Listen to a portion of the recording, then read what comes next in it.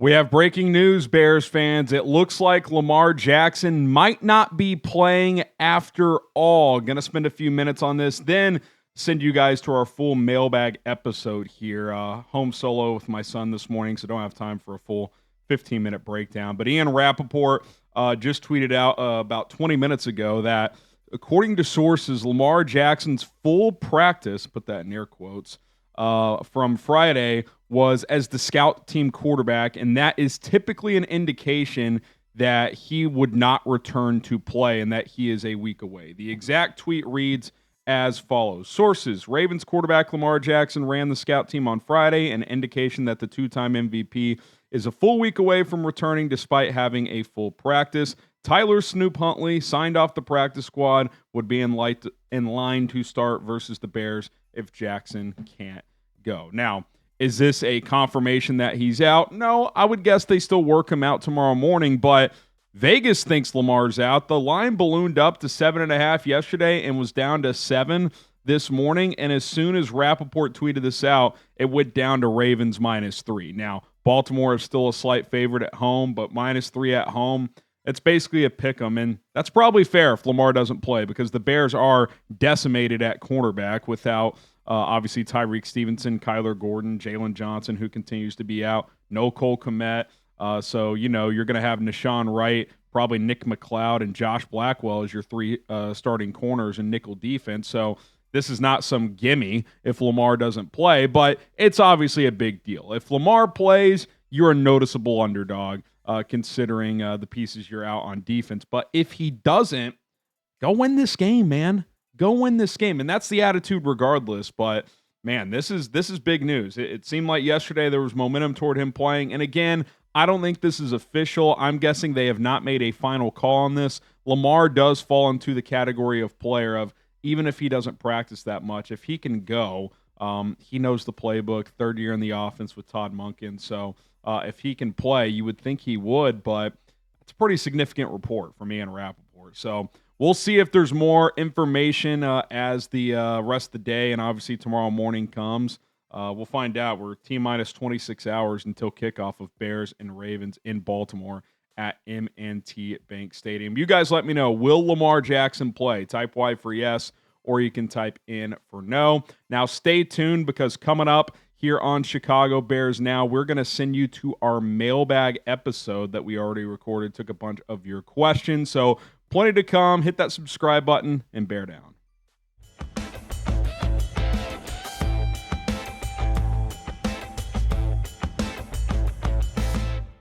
I'm Harrison Graham. Let's rip through another Chicago Bears mailbag, hashtag Bears or Super Chat to get on the show. From Chicago's finest, would the Texans consider trading Danielle Hunter if they keep losing? This is kind of an interesting one. They gave him a one-year extension this offseason of about $35 million for 2026, but they gave him a pretty large signing bonus to keep the cap hits down. So we'll kind of break that down in a second. I saw this question in the comments, so I wanted to include it on the show. He's got 4 sacks, 25 pressures. His pressure rate's been really high this year. Average against the run, that's kind of par for the course for him. We compared him a lot to Trey Hendrickson this offseason. Really good pass rusher, average against the run, but he can really get after the quarterback. I've always liked Danielle Hunter going back to his days in Minnesota. He obviously knows the division really well. If they were to trade for him, or any team were to trade for him, these are the cap hits. This year is $7.45 million. And by the way, that goes down by the week. That's prorated by the week. And since we're 7 weeks in or whatever, that would continue to decrease as you get closer to the trade deadline. Even next year, only $23.1 million for who he is as a pass rusher. That's not a crazy number. So those are numbers for the acquiring teams, which of course the Bears would be in this case. Keep an eye on Houston. They got 2 more tough games before the deadline. 49ers and Broncos. They're both at home, but if they go 1-1 or hell 0-2, let's say they go 0-2, fall to 2-6, I mean, they're out of the mix, especially in that division. Indy's already 6-1. Even the Jags are 4-3. So I think Houston is already in some trouble. And with Danielle Hunter being 30 years old, could they look to trade him? And I wonder if they could become a bit of a seller here over these next couple of weeks. And would the Bears be interested in Hunter, 30 years old? I don't know if you'd want to extend him, but you'd have a year and a half of team control at a relatively reasonable number. Now, would you go into next season with Danielle Hunter at $23 million, Montez Sweat at $24, $25 million, and Dio Adangbo at $16 million? You'd probably move one of those other two guys in this scenario, but you could absorb him this year and worry about that in the offseason if you really wanted to. So if it wasn't a crazy price, I'd make a call. Not saying Houston would do it, but he'd be a fun player in Dennis Allen's defense, I'll tell you that. Would you trade Danielle Hunter or for Danielle Hunter? Type Y for yes, type in for no. Wouldn't do a first. Not even sure I'd do a second his age, but third-round pick? Like, it's pretty damn good. A third-round pick for a year and a half, even if you don't keep him long-term, would not be the worst thing ever. Maybe you extend him for like 1 year, have him for 2.5 years. So I don't think it'll happen, but interesting idea there. Okay, more questions here. $10 super chat from John Taylor. Is there any combination of cuts we could make to try and free up cap space for an above-average edge? And if you could, who would you try and get? Also love how Kyle Monungai has been running bear down. Appreciate it, John. Yeah, Monungai, arrow pointing up. We hope that continues. In terms of, like, cuts, you know, a guy like Chris Williams is making $3 million this year. We're 7 weeks in. He's kind of buried at defensive tackle. He's probably your fourth or fifth guy. You could cut him, save a couple $1 million. You could always restructure guys, but again, when you restructure, it kicks money down the road, so it makes it tougher to move off players in the near future. So there's always things you can do, but I don't know if there's any like just obvious move. I guess one that potentially could come into play is an extension for like Kevin Byard. Could you extend him for next year at a reasonable deal, lower his cap hit for this year in the process? That could clear a couple $1 million potentially, and the way he's playing, I'd be comfortable bringing him back for next year. I don't think you'd do more than a 1-year extension given his age, but, you know, I don't have the numbers in front of me, but you could probably save a couple $1 million doing that. But as far as who you could go and get, you know, there's no free agents that really stand out at this point. You know, we've talked about some of the middle round-ish type of trade offer guys, the Jalen Phillips, the Jermaine Johnsons, who apparently is staying in New York. But, yeah, I don't know how much big moves in terms of moving money around you would actually do to make that happen. Okay, Caden Goodvaldson, which non-quarterback on the roster has the highest ceiling? Highest ceiling. I mean, like, Joe Tooney's like a cop-out answer because he's a Hall of Famer. But if I'm thinking young guys, a couple that come to mind. Darnell Wright, I think he could be an all-pro tackle in this league. We've seen flashes of it. It just comes down to cleaning up the minor things. I think he's a guy. I think Luther Burden and Rome could be fucking awesome players. I mean, you're already seeing Rome have a pretty good year. A couple quiet weeks here. Get a little more consistent. Get back to catching those contested balls, but he could be a big-time player. I think Burden, he has so much potential, and it's not just like him in space. Like his route running, he's getting a lot of separation. I think he could be one of the best returners in the league. I think he's a special talent. So those are a few guys: Darnell, Rome, Luther. You know, I still think Stevenson on defense, you're seeing him take a step. I think he's got the physical tools to be one of the best corners in the league. He's over 6 feet tall. He's got long arms. He can really run. He can tackle. Ball skills are good. You know, for him, it's just about kind of like Darnell on offense. It's just about tightening up the consistency overall. So you got guys who have a chance to be blue chip players. It's just about taking that next step. All right, before we get back to your mailbag questions, Brunt, the best working boots in the game. Let me tell you a little bit about Brunt, as they are today's sponsor. Choosing work boots used to mean sacrificing comfort or durability. If they felt good, they didn't last. And if they lasted, they wrecked your feet. Brunt thought that was BS, so they built tough boots that feel great from day one. As a homeowner, there's always projects around the house to work on, and Brunt's boots are no doubt the most comfortable work boots I've ever worn, and they felt comfortable right out of the box. Sometimes I buy sneakers, and that's not the case. But they're not just comfortable. They're built to perform. Whether you need waterproof, safety toe, soft toe, pull-on, or lace-up, they've got options that can handle whatever job site you're walking into is. Before I found Brunt, I can't tell you how many different working boots I tried and went through. I was always either felt left with foot pain or blisters, or maybe there was water on the site and it seeped through and got my socks wet. You never like that. Or they just didn't last that long. Maybe they did perform well, but 6 months later they'd be done. That's not the case with Brunt. Right now, for a limited time, our listeners get $10 off at Brunt when you use our code CHAT at checkout. Just head to bruntworkwear.com, use the code CHAT, and you're good to go. Brunt was tired of the workwear brands out there cutting corners. You work way too hard to get stuck in uncomfortable boots that don't hold up. So they built something better, boots that are insanely comfortable and built for any job site. For a limited time, again, $10 off at Brunt when you use code CHAT, C-H-A-T, at checkout. Just head to bruntworkwear.com, use the code CHAT. You're good to go for $10 off. And after you order, they'll ask where you heard about Brunt. Do us a favor. Tell them it was us from Bears Now. Okay, Bear down in Louisville. Whether Lamar plays or not, still going to be a Bears dub. How much does spread number change if Lamar doesn't play? Right now, Bears are plus 6.5. Look, your guys' call, but I thought 6.5 was a little high to begin with, so I don't hate a little money line play for those who like to splurge out there. And I like it even more considering there's a chance Lamar doesn't play or that he's limited. Now, by the time you're watching this, we may have a clear answer on if he's playing or not. So, obviously, monitor the injury reports. We'll have it all covered here. If he doesn't play, like if it's known before kickoff, I think that it's at least a couple points, maybe even gets into the threes.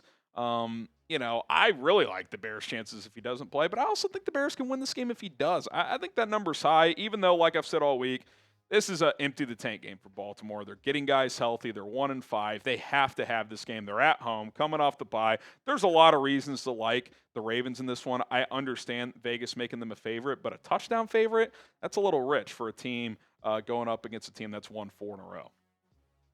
Okay, Noah, what do you think we'll need to do to try and draft Jeremiah Love? He's phenomenal. However, his backup price would not be bad at all. Yeah, Jadarian Price, I think he's a day 2 guy. That's pretty intriguing to me. I still look at this team. Don't get me wrong. I love Jeremiah Love. But look at the last 2 weeks.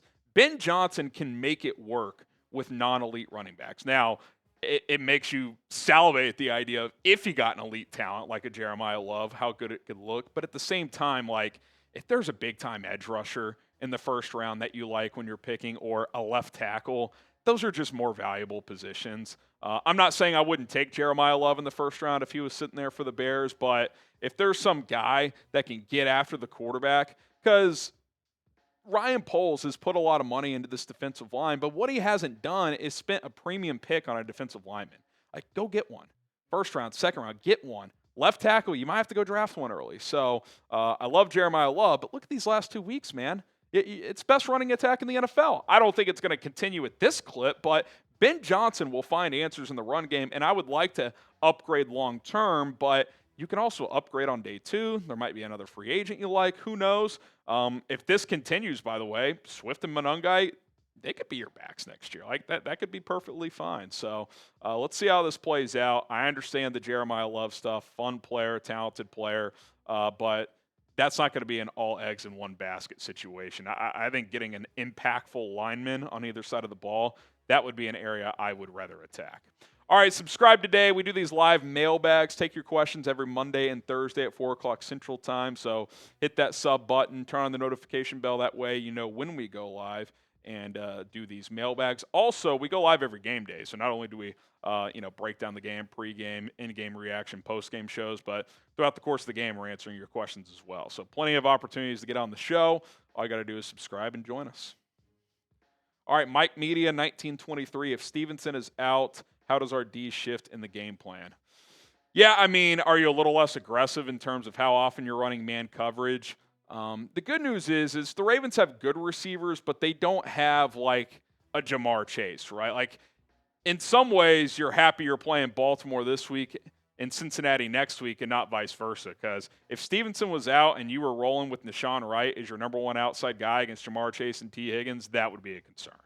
That would be a concern. So, I could see if Stevenson isn't quite ready that they might just save him for Cincy. Hopefully he's ready for that game. Hopefully he plays this week. But, yeah, I mean, you could see a little bit of a safer plan on the back end, but maybe you also blitz a little bit more on the front end to try and force Lamar to get the ball out quicker to try to avoid those big plays. So we'll see. We'll see. Dennis Allen's found good answers with key guys out throughout this season. Outside of that Detroit game, he's done a hell of a job. Kiddis, what are your expectations for Caleb this Sunday? What I expect, without getting into how many touchdowns this set, I expect him to bounce back and play better than he did against the Saints. He rarely has 2 bad games in a row. I did not think he was good against the Saints. I don't think it was horrible. He took care of the ball for the most part. He did what he needed to do in a game that you should have won anyway. So, it wasn't some disastrous performance, but I think he needs to play better if they're going to win this game. I do think he'll play better on Sunday. Against Baltimore in terms of a stat line, whatever. I think he'll be a little bit more efficient than he was this week, and hopefully it's a notable better game. That's kind of what I'm expecting. All right, speaking of the game, predict the score, Bears, Ravens. Who wins? What's the final score going to be? My early week prediction was Ravens 27-24 if Lamar plays, which I expect.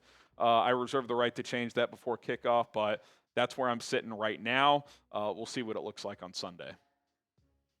All right, Big Dumper, would you rather trade for Jalen Phillips or Jermaine Johnson if the comp is the same? Jermaine Johnson, because you have the 5th-year option next year already exercised.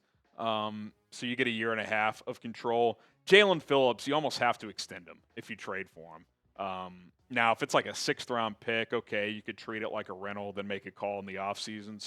But I don't think the Dolphins would trade him for that little comp. So I would do Jermaine Johnson. To me, they're a similar caliber player. Johnson's coming off the Achilles. I get it, but Jalen Phillips has had injuries as well. If all things are equal, I would do Jermaine Johnson. Pizzatola, with all the talk about potential trade targets, who is realistically available that would be a definite upgrade from a current Bear? I don't know if he's realistically available, but even though Nashawn Wright's been good, I think Reek Woolen is a better player. So is that someone you would look at? DeAndre Swift has been really good the last couple of weeks, but Breece Hall is better. The question is, do you want to trade for a notable draft pick for a running back when you've gotten the run game going? So there's always trades you can make that can upgrade a position, but it comes down to a ton of things. Do you feel good about that position despite a potential upgrade being out there? How much do you want to give up in compensation? What's that player's contract situation? Do you need to extend him to keep him long term? Do you have some team control? So all these things factor in, but there's always options. But you have to play that balancing game of the present and the future. That's why being a GM is a pretty damn difficult job. All right, appreciate all the questions. A lot of good ones today. At HRAM NFL, Twitter, and Instagram. DMs are open if we didn't get to you today, or if you have more questions, give me a follow on those platforms. Slide in the DMs. Still got to catch up on some from the game last week, so I will do that this weekend. Bear down.